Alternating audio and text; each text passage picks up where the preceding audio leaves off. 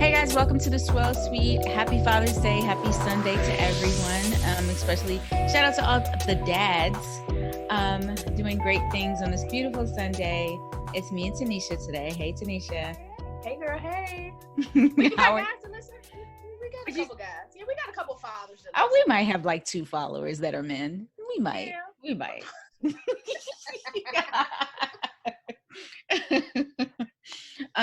We have a special guest, Tanisha. This is one of your homegirls, so I am so excited about this.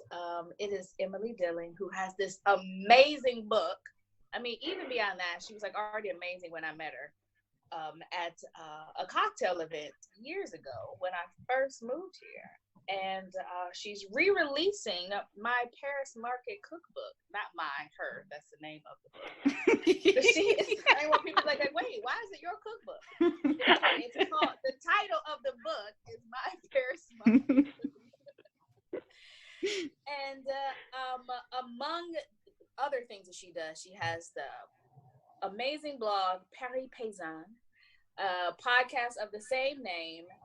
Emily has brewed beer. She has harvested grapes in vineyards. She lives in the countryside, lives in the city. She's just an all-around Renaissance woman, I'd say. Without further ado, Emily Dilling, welcome to the show. Hey, I'm blessing Tanisha. Thank you for that intro. Very kind of you. I would re-release your book any day, too. I'm waiting for it to come out. Yeah, Emily has kind of been on me to write a book. I'm starting small. I am writing a wine guide, so baby steps. Okay, that's acceptable. That's a good place to start. Absolutely. Yeah. And then after that, I'll talk about, my life and the difficulty with French administration. That would be that would be at least. You could fill a book with that for sure. I was about to say, this sounds like a book in itself. Yes, and it would probably help so many. And then as soon as it helped people, then they would change everything, and then it would it would be out of date. So the French paradox. That is exactly the French paradox. But so Emily, about your book, we have there's a description that's online. We have that. Can you share with us what your book is about, or give us like a description of it that we wouldn't find online? Yeah, I would love to, actually, because it's something it's interesting. Like when you go through the book writing process, you have an idea and then you get an agent and then you find a publisher, and all of those are like really great steps moving forward in the process. But along the way, you make compromises and concessions like we all do when we're adulting and working on a project, but things change. And, the idea at the origin was that the book be 100% guidebook. And then, my agent said it'd be easier to sell with recipes. And I also love cooking, and I was really excited about sharing. And it makes sense to me too, since the book is very market driven. Of course, like that goes hand in hand with, making recipes using seasonal ingredients. So that was super fun. That was a huge challenge writing the book.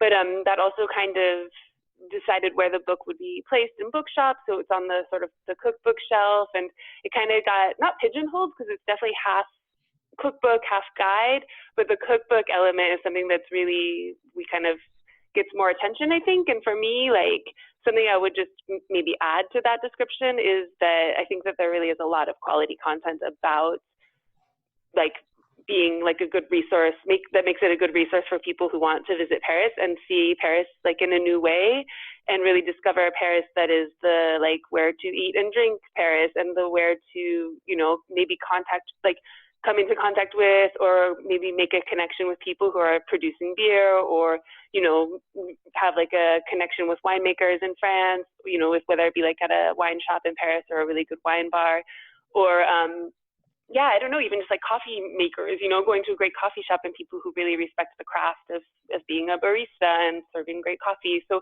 I think that's kind of representative of a new wave of Paris, like this sort of new Paris. And I really had a great time kind of putting all of those addresses together for the first version, and then I've added a bunch in this new updated edition that's coming out. And I think I'd like to insist on that, just because I think you see on the cover it's like a moule frite, and there's definitely the recipes are kind of put in advance, and we focus on those. But the really like a lot of the book is about visiting Paris and seeing it through the eyes of someone who wants to just like, you know, make connections with people on a very human level and also on a very like gastronomic level. And that's the cool thing about your book. It's not like you are just talking at us and like, go buy this, go do this. This is, you know, what I think. It is more written for a consumer.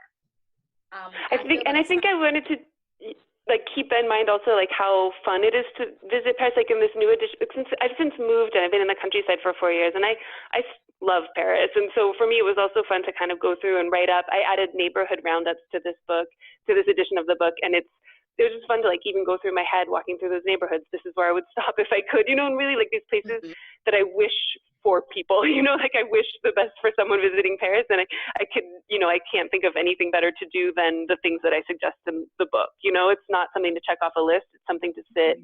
It's a place to sit and enjoy. It's a place to have a chat with people. It's a way to see Paris that for me is maybe not the like sort of typical Paris that we think of, which is the Tour Eiffel or, you know, going and getting macarons or something like that, but just kind of maybe going off the beaten path a little bit. And also, yeah, and also like letting yourself take time to just eat a lot, you know. I feel like cause sometimes when people come visit me in Paris, like all we do is eat and drink. I'm like, well, what else do you want to do? Like, right. This is what we're doing. Eat, drink, and then go to So sleep. yeah, so if that can empower people to just come to Paris and just really feel solid about having an itinerary based on eating and drinking, like yeah, you get my approval on that. It is. And, that sounds fantastic. Sarita ate and drank her way through the city. I did. She threw in a couple of tourist sites too, a couple of, you know, landmarks. But yeah, and especially for the first time visitor, yeah, you've got to for sure. Yeah. And I feel like lately a lot of people, not a lot of people, but in some of the Facebook groups and like travel groups I'm in, people mention Paris and say, oh, I didn't have any good food, or I didn't really like the city. It wasn't that much to do or see. But I didn't really and you know, and I think it's true, like you can eat poorly in Paris, you know, and I think that was part of the reason why I really like expanded, because the original idea as well for me was just really like where to find farmers at markets in Paris. And then there was this like growing sort of like movement to do more like farm to table, like the restaurants were getting on board. There was so much more selection. And then that made people a little bit like have this more heightened awareness of the fact that a lot of places you go, they're serving you like a frozen, you know, like a reheated frozen dessert, you know, or like they're kind of tourist traps if it's not good quality. And so when the first edition of the book came out, that was kind of my thing, was like, don't go there, go here. And now that the second edition is coming out, I realized that so many restaurants have kind of jumped on that bandwagon that like now it's almost like you have so many choices. How do you sort through them to find the real place, you know, not a place that's kind of like hopping on this idea of we have natural wine and you go and it's not, you know, or just like really trying to like pick through those places and have a discerning eye for which is what is quality and what is kind of like a hop on or, you know, kind of co-opting a movement in a way. And I also like one rule of thumb I use for restaurants. So people are like, oh, well, I don't know which ones to pick and I don't know where to go. And I'm like, well, if they're standing outside and they're yelling at you to come in, don't go. Like, don't do it. Totally. That's a good rule of thumb. I think if anyone wants you that badly, there's something wrong. And it's like that in Saint-Michel, where I used to live. If you walk down those streets on Rue de la Huchette and Rue Saint-Séverin, like the guys stand outside the restaurant. They're like, hey, you hungry? You want to eat? You want to eat something? We have this. Come in here. And I'm like, oh, no, I've never eaten at any of those places. And I lived there for a few years and did not. Well, yeah. And also I think like you're a client, you want to go into a place and you want to have like an experience. And, you know, I'm working at a really cute little bistro now. I'm doing the front of the house work, and I realize like a lot of that is also being like, where am I going to place people? I want, you know, if people with kids, you know, like you're really just thinking about the dining experience, and you're not thinking about like bring more clients in or like let's turn the tables. It's more like these people get to spend a night out, like either, you know, with their family or a loved one or whatever, and like you want that to be good. And I think people who are like proud of what they're serving have spent time thinking it's like a thoughtful menu, and you know, and whoever is working there believes in what they're doing. You're going to have a different dining experience than some place that's just trying to pull people in so that they've got covers and they're, you know, hitting some sort of mark every night. Like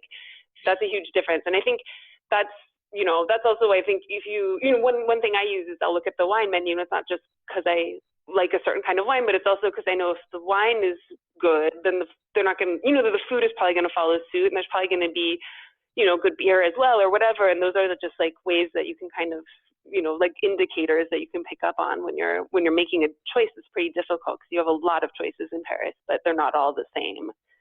Now that's a good tip, a good way to look at it. Like look at the wine list. Yeah, I never thought about that. Yeah, the wine is a good call. That probably works like in across the board. Yeah. Yeah, I think it does, because sometimes the food can be good, but the wine, you know, but the wine program isn't there. And I feel like if the wine program is there, you've gone a little bit further in your research of what you're proposing, and it, for me, it just adds a little bit more credibility. And it's not like to be a wine snob about it at all. It's also consciously knowing that I'm going to want to have wine with my meal. So I obviously want something that I want to drink or I'm excited about drinking, but it's also like, okay, that's like a sign for me that there's been A to Z like thought into what the proposition of the restaurant is or the bar or whatever. This is the Swirl Suite. It's perfectly fine if you want to be a wine snob. Like we okay. Yeah, I know. Speaking to the converted, that's not. You are. No, I mean, and this is you know, safe space.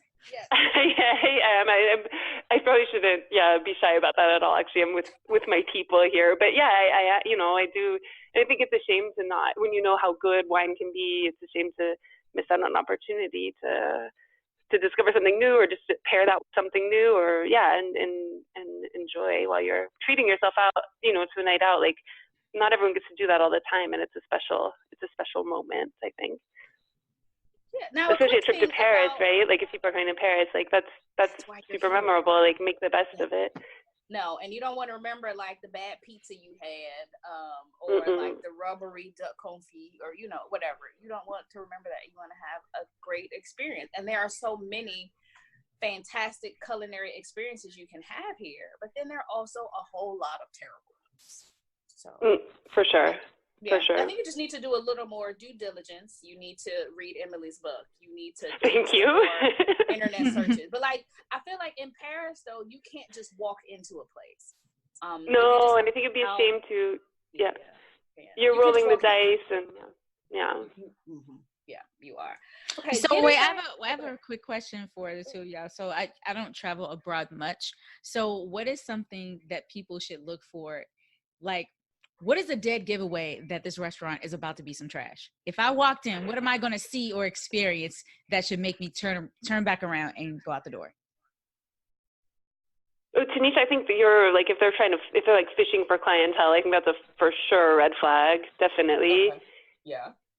Neighborhoods are different too, right? I mean, if you're kind of in a less like touristy neighborhood, I think your chances are going to be a little improved. Like let yourself be, you know, often that's where like the lodging is going to be less expensive as well. Like your Airbnb in the, like in a corner of the 10th or the 11th is probably going to be less than like central Paris. So stay local, I think. I would say also like, I'm kind of a snob about wine, but like, or, you know, and like a lot of like these addresses are very like dear to me, but maybe they're a little bit niche. I also think if you could go and trust people who like live in that neighborhood and ask them, I would say maybe, you know, like trust the advice of people around you.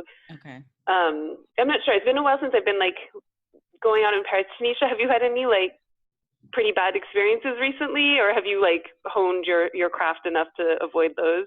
I have honed my craft, but when I first came here, there were a few bad experiences, partially due to translation errors. But there are also just some sketchy restaurants that I just popped into that were a problem. Yeah. It's hard in the tourist areas. Like sometimes I'll just look and people will be like, I'm in the 14th, where can I go? And I've never spent that much time there, but I also feel like that's an area there's not a lot, and you've got a big train station and the Eiffel Tower is near there. But, you know, if you're near the Eiffel Tower or Notre Dame, I do have some places. I did in the book. I wanted to do Central Paris, not because I had a ton of places to send people, but because that's where people go when they come to Paris. And like, I was just up for a weekend, and I was super excited to spend an afternoon in Luxembourg Gardens. Like these kind of touristy places, they have their charm, and I would say go see the Pantheon, go to Notre Dame, like go to these places. But it's true. Then sometimes you kind of feel like you're in a I don't know, you feel very limited in your choices of what you can find around there, and that's kind of a shame. But I do think it'll probably develop, and I did have some good spots to send people for food and wine and coffee in those areas. You just have to really seek them out. And yeah, I would say it's just hard to roll up into a place and have it be great. Not that that can't happen, but it's rare, I think. Yeah, I feel like it's a lot more planning involved, which is fine. Make a reservation, plan it out, and that'll help you plan your time better. I think people have a problem when they want to stop somewhere for lunch and they're like, okay, well, I'm here, I'm hungry right now, where can I pop in? Yeah. Well, and that's a huge thing, right? Especially for Americans when they're visiting and they want to have lunch at like 3 o'clock and it's over. But Paris has gotten a little bit better with like street food options and stuff, like a little bit. And I say that just because I don't think there was anything really 10 years ago except for like a few falafel places. And now I think there's a little bit more. So at least there's those sort of like takeaway options as well for people who are like on a budget or off schedule or looking, to go somewhere kind of casual.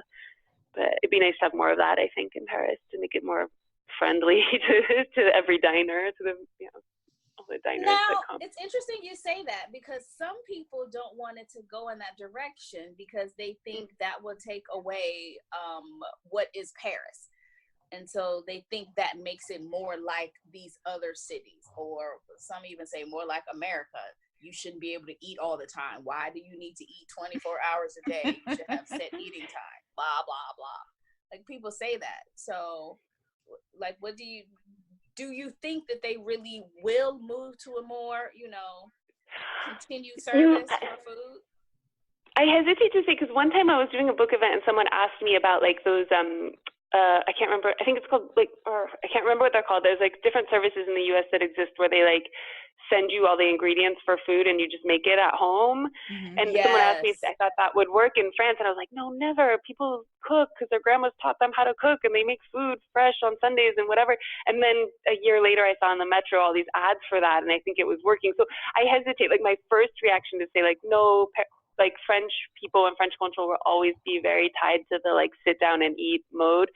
Mm-hmm. But maybe it isn't. And I do think that that's like a real thing to think about, because I think preserving like culinary traditions is super important. Again, I would say that like Americans eating 24 hours a day is also kind of one of our culinary traditions in a way. Like I feel like it, not like in a gourmand, like gluttonous way, but in a like our lives aren't built around meal times as much, for better, for worse. And in France, it definitely is. And I think when I think of like people being able to eat at like lunch at like 3 o'clock or 4 o'clock, it's more like people are just off schedule because if you're a tourist and you're visiting the museum and you happen to leave late. And there's nothing more lonely than being hungry at 5 p.m. in France, like so. Yes, that happens. I mean, everyone's been there. Like that's a tough one. But I think that's a super interesting conversation to have and like debate to have. That's one that I'm going to be thinking about now that you've brought it up. But I think, also I think in on the, like, I guess on the flip side, because when I think of these kind of street food places, I'm thinking of places like Miznon, which is like falafel and, these like pita sandwiches and stuff.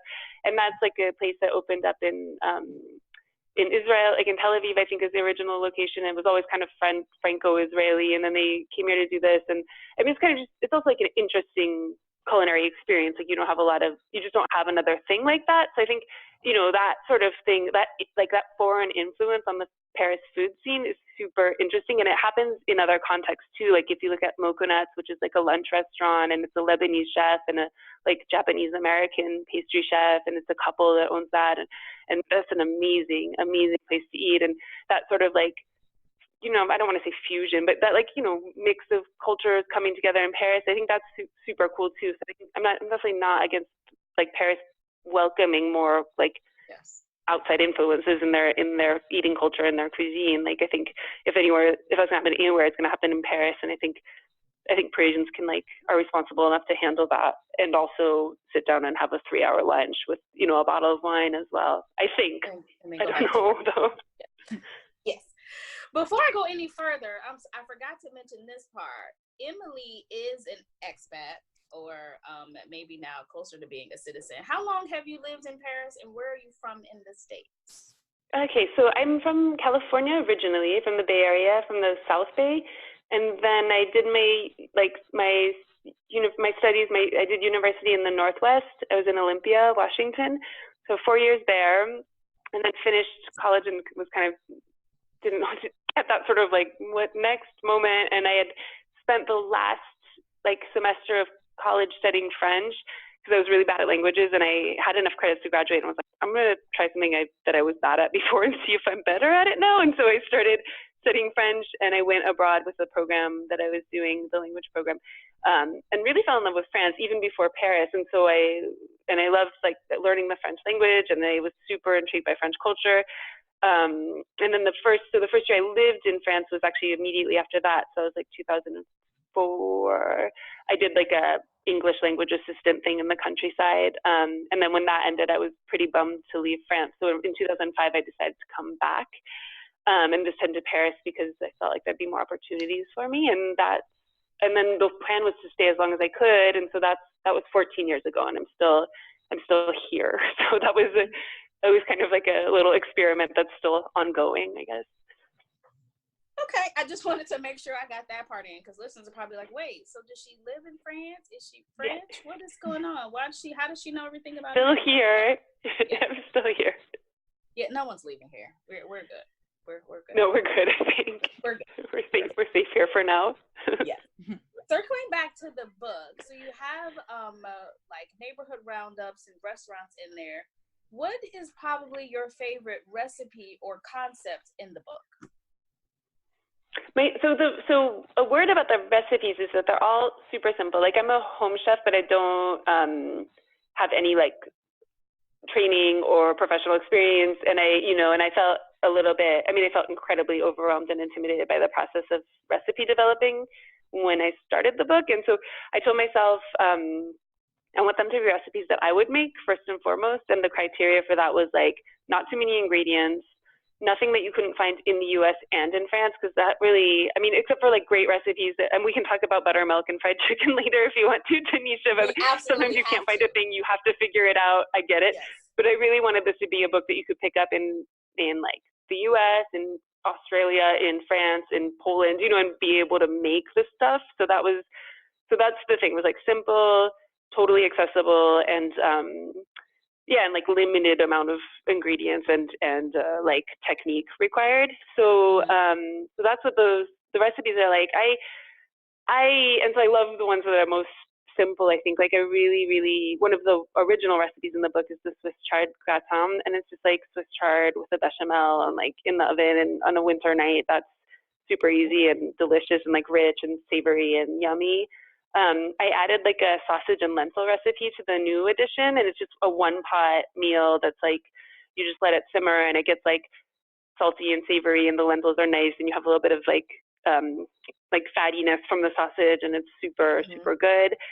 I'm super daunted by like baking, but one of my favorite recipes in the new edition is the apple and quince tarte tatin, which I made kind of by accident, because when we first moved here, it was like apple and quince season, and we had a friend who had kind of like been invited to pick apples and quince at this orchard that had been abandoned, and we got them, and I realized I didn't know what to do with them, and ended up making this tarte tatin that was super nice and like caramelly. And so they're all kind of like sentimental recipes because I've made them a bunch of times and I like eating them, and I've shared them with people. And there are also ones that I get feedback from people too, where they're just like, I'm making this tonight, and they feel comfortable with it, and I want that to be like a non-intimidating, super nice thing. And also, the idea of like seeing the produce in a Paris market or a French market, and then seeing it at your farmer's market and be able to kind of recreate a memory through cooking is the idea.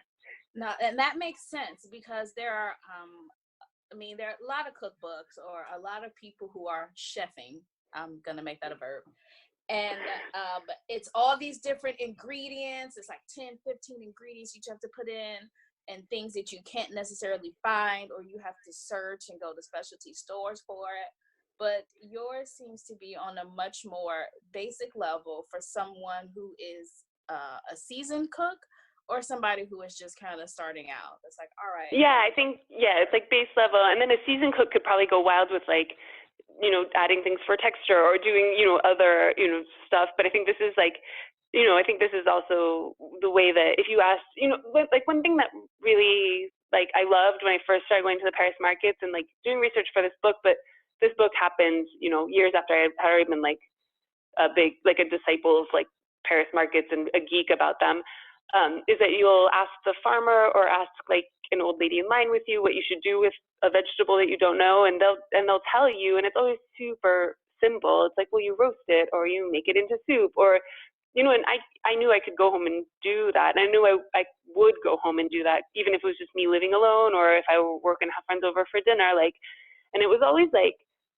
you could have technique and you can like elevate the vegetable. But I think even when I talked to chefs, like I talked to Sarah from Holy Belly for the book, they gave a recipe. She was saying, honestly, like my job is to just like accompany the ingredient without, like, and letting the ingredient like show itself in its like purest form. So I think, it's nice to just know how to transform it into something that's like a wholesome meal, but without feeling like you need to like add bells and whistles either. Okay. Well, at the farmer's market, do you have like a staple item that you go there to look for, or do you have like a favorite thing that you like to get at the market?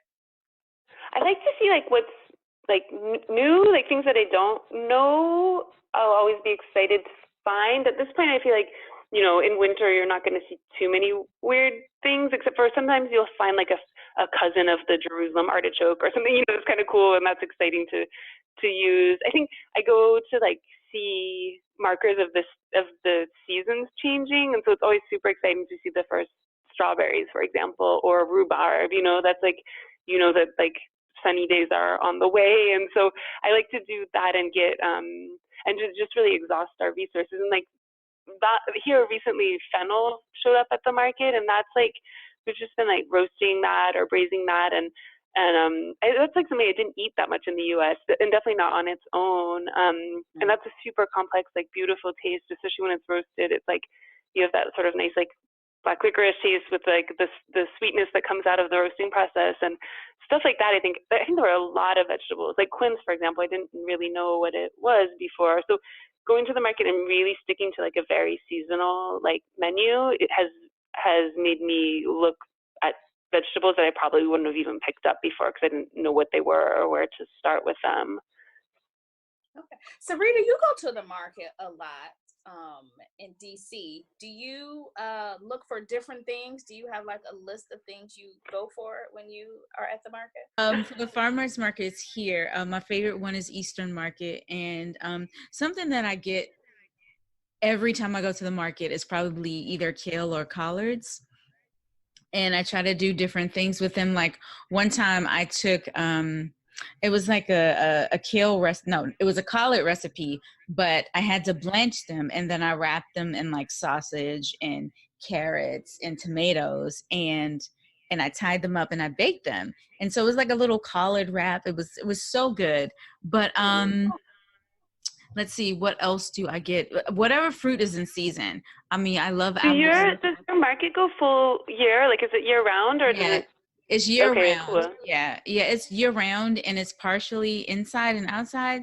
So all of the vegetables and stuff is on the outside. Most of the meat and the produce, other produce like milk and eggs, and then they have like a whole poultry stand where you can get everything from like turkey jerky to, I don't know, chicken gizzards, that sort of thing. That's inside the building. But yes, it's year round and everything is fresh and it's so good. They usually cut up the fruit and put it on little plates and the vegetables and the tomatoes and stuff so you can taste what you're buying before you buy it.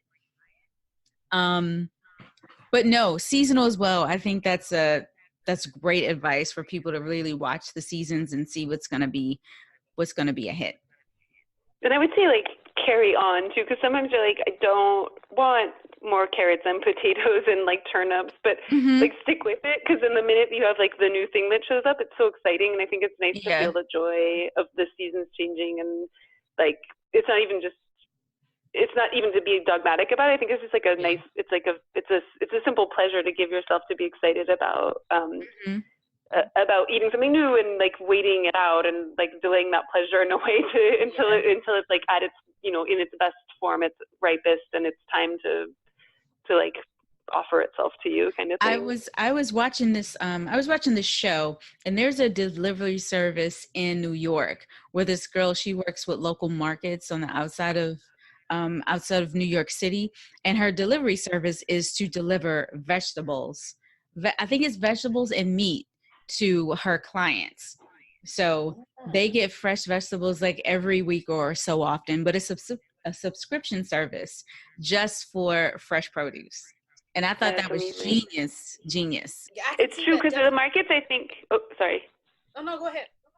Well, I was just going to say, like, the markets, it's not easy for everyone to go to. Like, the thing I say about, like, Paris markets, for example, is it's amazing because 6 days a week you have a market somewhere, but 99% of them are morning markets, you know, on a Wednesday or a Thursday or Tuesday or whatever. And so not everyone can take their, you know, their weekday morning off to go to them. And so, you know, so that's a definite, like, in a way, you know, markets are going to the market in Paris is kind of a privilege. There's definitely weekend markets, and all the organic markets are on the weekends, but, you know, being able to take that time to go shopping, not everyone has it. So services like that, I think, are very interesting because you can still benefit from, like, seasonal produce without, you know, being restricted to having a lifestyle that allows that, which a lot of people don't have necessarily. Yep. And I think you have to be also okay with other people picking your food for you, like picking your vegetables, picking your fruit. Some people here may have a little problem with that. Like, oh, I would have picked something different, or I don't like it like this. But can we talk about that, Tanisha, like the cultural difference? Because in France, like when I have people who come visit and I take them to markets, they're like, why can't I touch the food? And I'm like, I'm Californian. Like, I know how to tell an avocado is ripe. Like, I understand what you're saying. Like, I want to touch the avocado. I want to choose it myself. But you don't touch, like, before you buy in France. Oh, wait, you like, can't touch the food before you buy it? No, they do not let you touch the food. Unless they give you, like, their they're gonna, like, smack your hand or say something. Yeah, you're not supposed to touch it. You just tell them, like, oh, I want this avocado for tonight, or I want something now. Wow, I had no idea. It throws people for a loop because they're like, why can't I be a, you know, participate in this? But it's one of those, it's just a super French thing. It's like, this person is the professional, and so they're going to know how to choose. But but I think also buying food is like a very, like, it's not just a visual, it's kind of like a tactile experience, except for not so much in France. Right. Wow. Yeah. And you get better stuff at markets than you do at the grocery store. Like, of course, at the grocery store, you can pick it up and touch it and all that, but it is better at the market. So it's a trade-off. Wow. It's a trade-off, for sure. Okay. Now, Emily, when you first started going to markets, how did you know who you wanted to buy from? What vendors? Because there'll be like 20 people that sell vegetables, another 10 that have fruit. How do you make the decision who, you know, what vendor you want to use? Is it just price? That's a super good question, especially since, like, when I started going to markets, it was definitely to, I wanted to visit them all and, like, really make a map of, like, where you can find actual farmers and markets, because I was so inspired by, like, the U.S.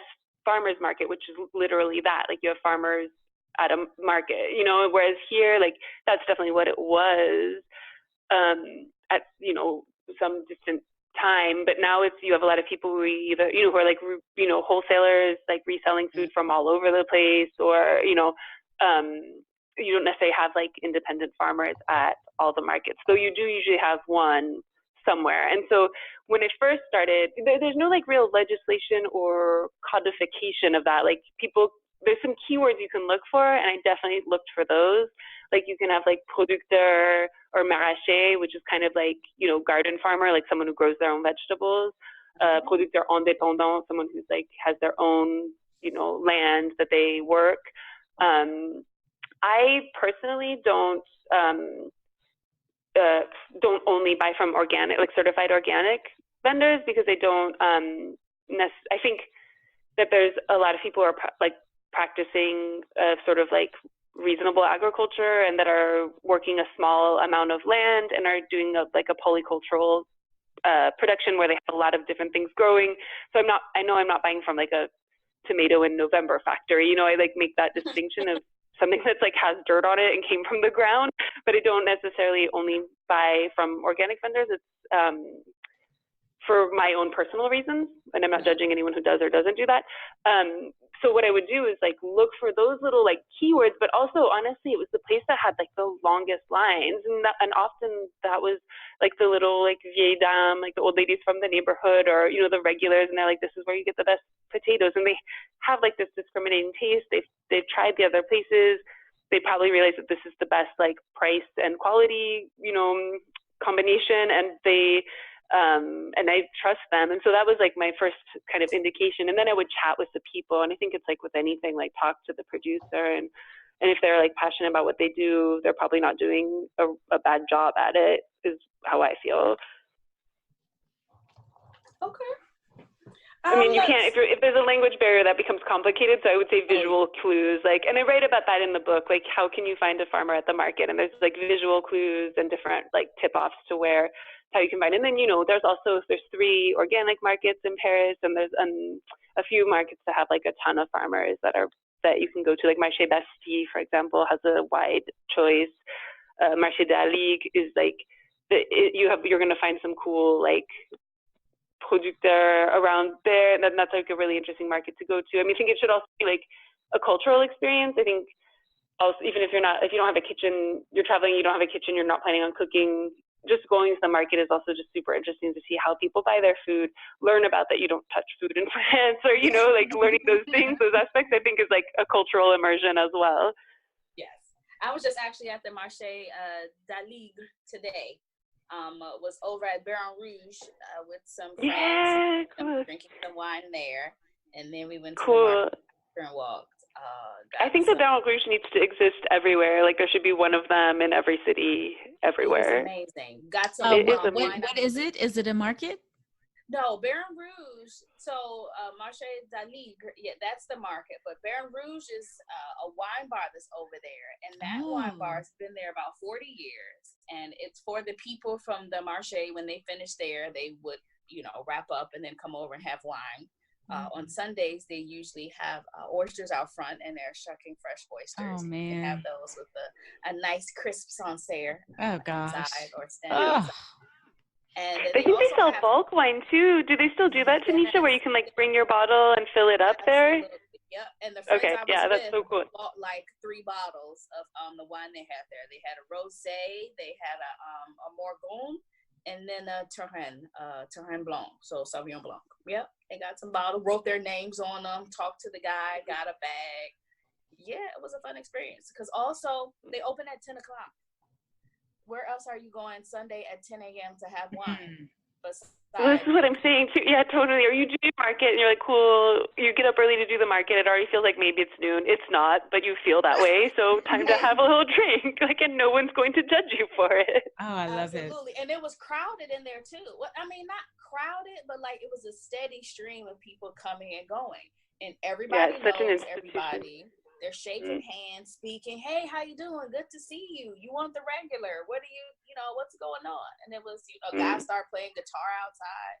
It was like a whole fantastic, you know, just a great way to spend a So maybe not like, I didn't put this in the book for obvious reasons, but another way to tell a good restaurant in Paris, I think, is like how horrible the toilet is. And that bar has one of the worst toilets in Paris. Which I think it just like propels it up to like legendary status just because of that. Yes, first of all, it's outside, number one. You like go through like a gutter or something to get there. So are you saying the worse the bathroom is, the better the restaurant is? I legit, like when I lived in the 18th, had a bar called the Alibi, and I was like, this is the worst bathroom in Paris. It was the worst bathroom in Paris, but it was the best bathroom line, because I cannot tell you how many friends I made waiting to go to the bathroom at this horrible, like Turkish toilet, just gnarly bathroom. It was great beer, great scene, great people, and you would just chat, like have those like fun like moments that you don't often have with French people, you know, just like complicit right away, like become friends with, and then they renovated the bathroom, and I was like, I don't even know if I can come here anymore. Like, there's just no charm. Yeah, Turkish toilets are still like sketchy for me. I'll just hold it. Like I can't do it. I hold it. When you've been drinking beer though and making friends, it's kind of hard. Yeah. Yeah, and you don't want to go home that early. Like you'd have to Yeah, tap out like exactly. an hour in. Like I gotta go. I can't do it anymore. So yeah. Speaking of beer, Emily, you had a beer project where you were brewing some amazing beers. Oh, thank you. Yeah, I did. Yeah, so that was something that so we moved here with my boyfriend for wine because he wanted to start working in the vines and get his hands a little bit dirtier besides just doing the kind of annual harvest um, experience that he was having for a few years. So we moved here for wine and then got here and I was missing Paris a lot and I was missing the two major consumable things that I was missing was coffee and beer. So I started ordering coffee from Cafe Lomi and having them deliver it to me, which is a little wine coffee roaster in the 18th. And then I realized that beer is actually not that hard to make, and you just need a little bit of equipment. And I got into it, and it was such a it was such a fun fermentation experience for me. And it was also really nostalgic. It brought me back to growing up, what I was saying, growing up in California, but then also going to school in the Pacific Northwest, which has such a rich craft beer culture and history. And then moving to Paris and starting to write about Paris as this craft beer scene was exploding around 2010, and it's just been getting bigger and bigger. And so and so all of this, just the sensory experience of making beer, smelling the hops and smelling the malts, and it felt like I was home brewing to cure homesickness in a way. And so I had a lot of fun doing that, just making 30-liter, I'm not sure how many gallons that is, but small batch beer for home. And then met a guy who wanted to invest a little bit and build a brewery. That didn't work out exactly as we planned because life happens, and I had a baby and I was working nights. It just got a little bit, it definitely burnt out on that lifestyle, but not at all on beer or making it. So I learned a lot and had a lot of success. And it was a really, really cool way to interface with people in the countryside because I was proposing these hoppy American style, I never made an IPA, but I was making American pale ales or just hop forward beers, and to people who hadn't really tasted craft beer yet because it hasn't gotten out here and are used to maybe just drinking a Kronenberg or whatever, and people were super into it. So it was cool to see that and connect with people and share something. I think if you move to a small community, you have to kind of try to be the change that you want to see in that community or bring something to the community, and that's what I brought, I guess. And then and so we'll see. I really feel like I'm really interested in the beer world, and I think that's probably what my next projects are going to be focused on. And I'm super grateful for that experience. Yeah. Do you still brew for yourself, just for you to have, or you're done completely? If I had a little more time and the equipment, I would definitely have already been doing that this summer. It's definitely a plan. I kind of want to make sure that I have a brew done before the summer's over. I need to upgrade a little some of my material because I learned some different techniques on how to brew, and I want to be equipped to do the all grain technique instead of doing extract brewing, which is a little bit more just add water. There's a little bit less I don't know, craft involved. So I need to upgrade a little bit and find the time, but I have a lot of support. That's something that I can definitely get my partner to babysit for. If it means making beer, he's way behind that. So childcare is not an issue on that. Support. Realm. Do you have a favorite beer pairing? When you Yes, I love this question. I thought about it a lot. I think it's super interesting because you're talking to people wine and food pairing is so huge. So when you're presenting beers, you want to, and that's a huge inroad beer still has to make. I think in France is okay, I love it, but not a lot of people want to eat with beer. So I think you can do a lot of cool stuff with cheeses. I went to a wine tasting. It was an all-women wine tasting a few weeks ago. It was so cool. It's called Maîtresse Déchet, and it was only women winemakers. And there was a woman who, her company name is Cheese Fox. I'm not sure that much about it. It's kind of a new thing she's getting off the ground, but it's an English woman who's bringing artisanal cheese, British cheese, from the north of England into Paris, and she brought some, and that is this nice, really aged, salty, kind of sharp cheeses, and that I was at this wine tasting and I was just eating cheese and beer pretty much because that was pure deliciousness. But in my daily life, for me, the best beer pairing in the world is like after work, sitting down, having a beer. Like I think nothing goes better with sitting down after work than a beer. That's like what beer is for me. Okay, and usually, Americans think of beer as like sporting events. So like that's their beer pairings, That's like true. beer and That's nachos, true. or beer For sure. tacos, beer and baseball. So not for sure. the wine down, because I know when I think of a wine down, I think of literally wine. I think of drinking wine at the end of the day. Same, so, yeah. Yeah, okay. Yeah, no, I hear you. No, I totally get that. And like, it's funny. I think sometimes in some ways, like beer is maybe associated with this sort of like zone out, maybe activity, like passive activity. And I think I think that's probably changing because our beer is getting a little bit more complex. And I'm not an advocate of like inventing a new style of beer every 30 seconds. I think that's like way too much. But I do think like people trying like different techniques and making different beer like styles or reviving different styles make it something that's like maybe makes you sit and think a little bit more than just like drinking it. But I'm down with sitting down and drinking something and relaxing, like a good glass of wine for sure. After, at the end of the day, we all need something in our glass, I think, no matter what makes us happy. Agreed. Yes. Can I ask about your preference for wine? Is there a particular wine that you have to keep in your house? Oh, that's a great question. So we have so my boyfriend works for a winemaker. He's like a right-hand man of the winemaker that's local here. So we obviously drink a lot of like what they make. And we drink locally a lot. And one of the reasons that we're here is because Ben was super attracted to the wine that's made here. So definitely, I mean, I'm a huge fan of whites, and here we have some very nice Sauvignon, but there's also some like varietals that are kind of coming back that are native to this area. Like Romorantin is one that's just this like super crisp. When it's like done really well, you've got this kind of almost like pear taste. It's like very elegant and crisp and fresh and super well structured. And I love to have some of that if I can. Otherwise, I love me a good gamay, like something that's just like bright and, has like a nice fruit to it, but maybe a little complexity, but just, something that's just pretty and fruity and fun to drink.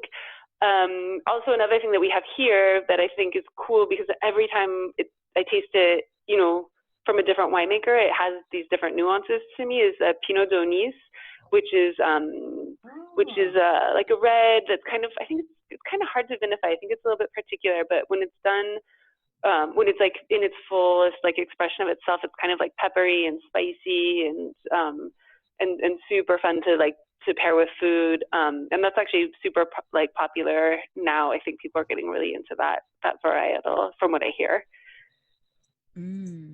All right. Since we're and talking bubbles, about right? Like, and some bubbles for sure. We live down the road from a guy who makes pétillant naturel, and he only makes pétillant.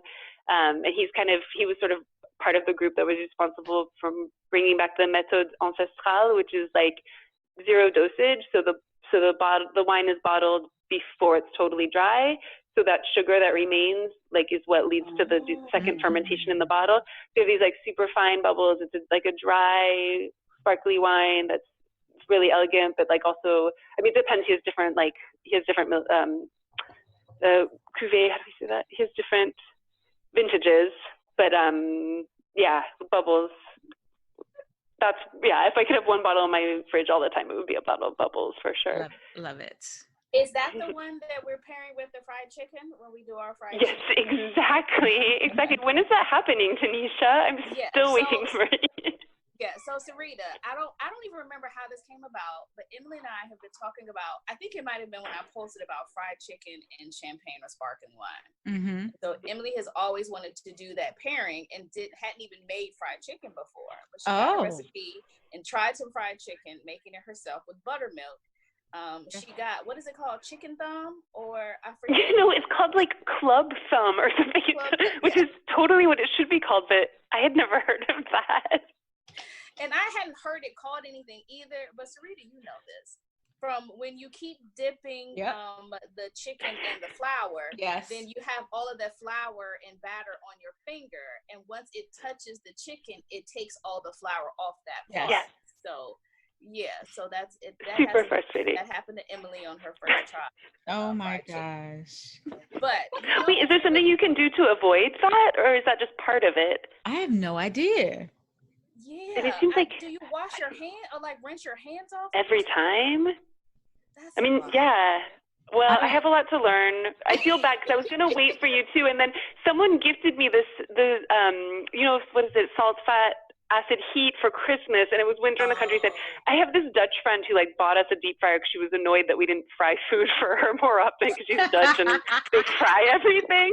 So I was like, I have this deep fryer, I have this cookbook, there's a recipe in, and it's winter time, and it just happened. But I didn't internalize any of the information, Tanisha. I'm still a blank slate if you want to teach me. I can unlearn. I'm going to go down there. We have to plan this. I'm going to go down there with some Crisco. I have Crisco. We're going to go down there. Crisco is important. You have all the seasoning, but the Crisco oil is important for the frying. Can we have like a little chat about buttermilk in France? Because that's a thing. Like it's not a thing. So how do you find it, and what do you do? And people ask a lot about buttermilk, and I'm like, I don't know what those words are in French. And then someone says, oh, it doesn't exist. I don't think it exists, and it's not butter. I found one thing. It's from Brittany. It's called lait ribot, and I think it's the same. That's what I used anyways, and it is very thick, and I've used it for pancakes. But that's a challenge. That's one of the challenges.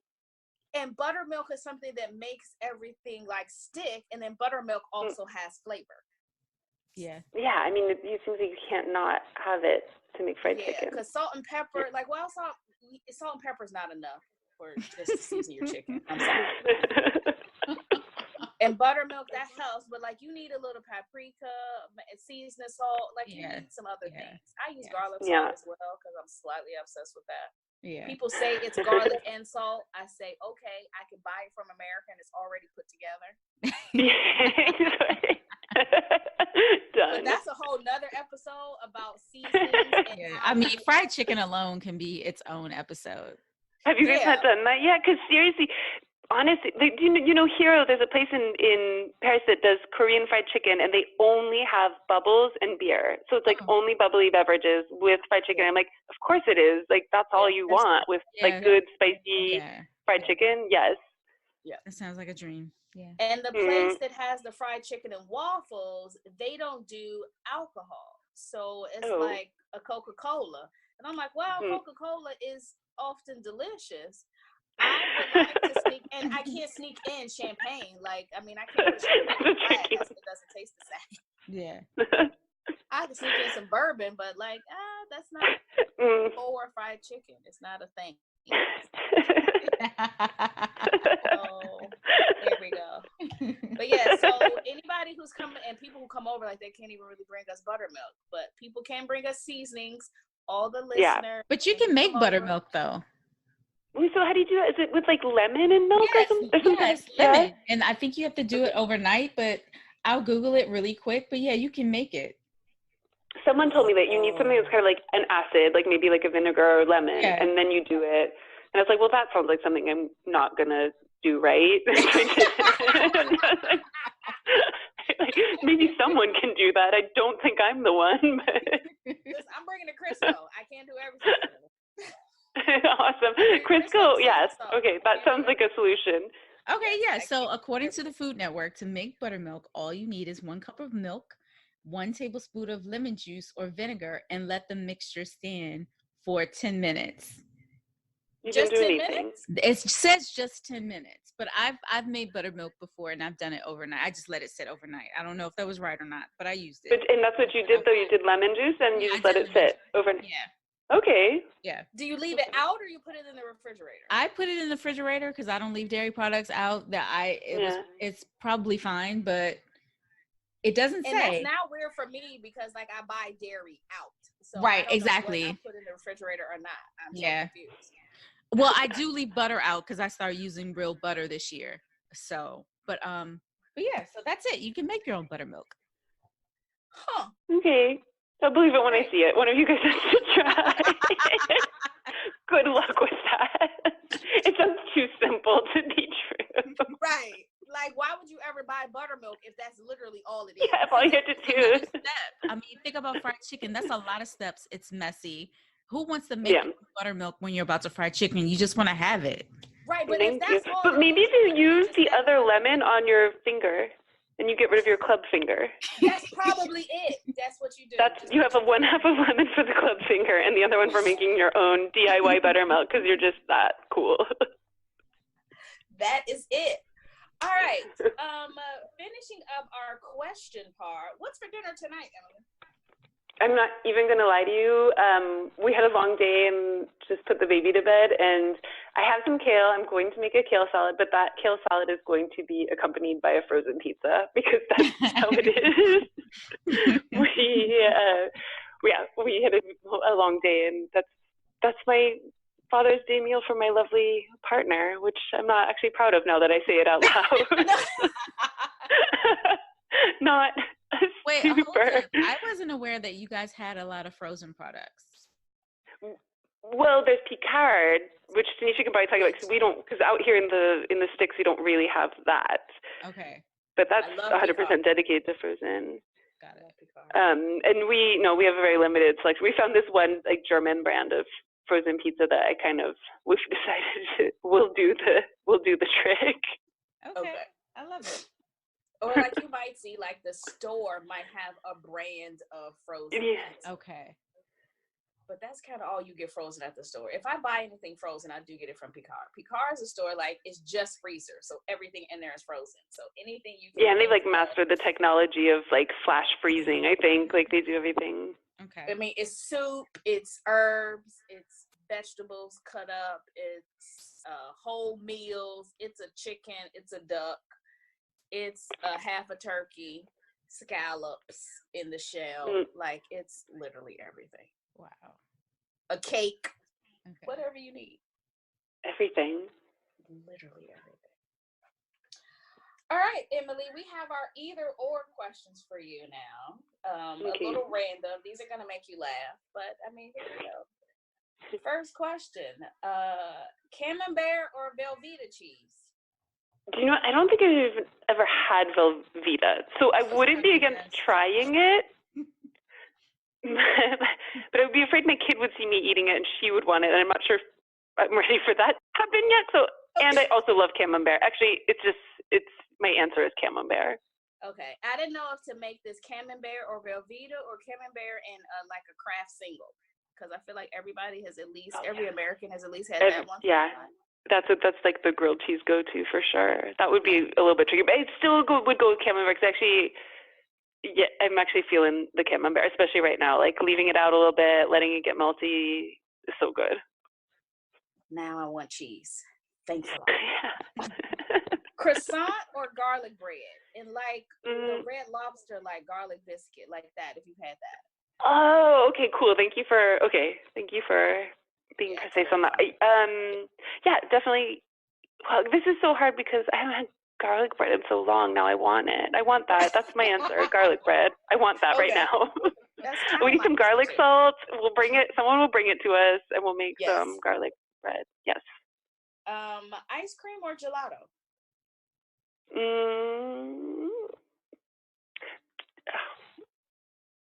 Gelato, because that's a good fruit. That's like you can really get the essence of a fruit into a gelato, I think, without any other nonsense. I could go for gelato. And you can eat more of it and feel better. And it's pretty. They serve it in the little petals if you go to that one place. Okay, croque monsieur or grilled cheese? Grilled cheese all the way. That's probably my ultimate comfort food. Like stick, grilled cheese will fix it. Everything fixes a bath, and grilled cheese fixes everything. Sarita is surprised because I'm so surprised. She was like, no chance she would ever say anything beside a croque, and I'm like, Okay, well maybe this also goes back to I think croque monsieur is such a French menu staple, but it's so often on those tourist restaurants that you go to, and it's not good. You know, if someone could make the croque monsieur, I would be like, oh yeah, of course the French made a better grilled cheese, but I just haven't had that before. So for me, grilled cheese is better. And I'm sticking by that until someone proves me wrong. And also, I like it that grilled cheese is just much more gooey. Like French cheese isn't as melty as the cheese that we use. So so that's what gets. Yeah, I agree. That's the difference. Is the melty gooiness is what I look for in a melted cheese sandwich. Now, with you being from California, I don't know if these may be different for you, but French mac and cheese or American mac and cheese. Now the French mac and cheese is pretty regional, isn't it? I've never but I just feel like Americans is more baked, and the French way is with the bechamel. You make the roux, you stir it up. Okay. Do you know, this is like kind of a trigger for me because I've always failed at any kind of mac and cheese. So, but what I made the other day, and I'm sorry to like throw a like wrench in the either or, but the other day I made like just a super, super, super basic like cheese risotto, and I was like, this is like mac and cheese, and I'm good at this one. So like, can I say Italian mac and cheese and just pretend that that's a thing? Okay. Either or, it's fine. Okay, awesome. So Italian mac and cheese, and also I see that we'll have to have fried chicken and mac and cheese, which is fine because both of those go well with sparkling wine. So it's perfect. Yes, it does. I'm your student on that one because I need to see it happen. I've had great like transcendent mac and cheese before, but I've never been able to make it. It always gets dry. I don't know what I'm doing. We got you. Crisco. Do I need Crisco? I know the secret. Okay. All right. Lastly, chocolate chip cookies or macarons? Totally chocolate chip cookies. Besides, like how, totally. I know, should I not be living in France? Should I like go back to America? Should I just like pack a suitcase of camembert and get on a plane back to the States? The land of garlic bread? I don't know. Especially with a little sea salt on top. Oh. No, seriously. I've had some really good chocolate cookies. Like there's Jean Caron, who's like across from Bone Shaker. She makes these amazing cookies. The woman at Mocha Nuts, she makes amazing chocolate chip cookies. Yeah, those I've had. I mean, you just can't go. I mean, why would you? I mean, macarons are a whole different animal. I think they're so pretty. They look like little like pieces of art. They're gorgeous to look at. But like if I have to choose between what I'm going to stuff myself with, it's going to be chocolate chip cookies for sure. I love it. There you go. Well, Emily, thank you so much for being here with us this afternoon, evening.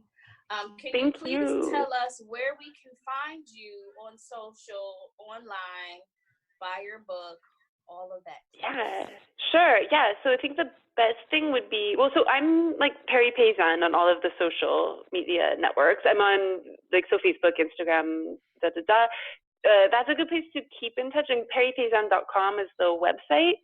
So that's a good place to go, but like Instagram and Facebook is where I'm gonna like share links about stuff. I have one event coming up.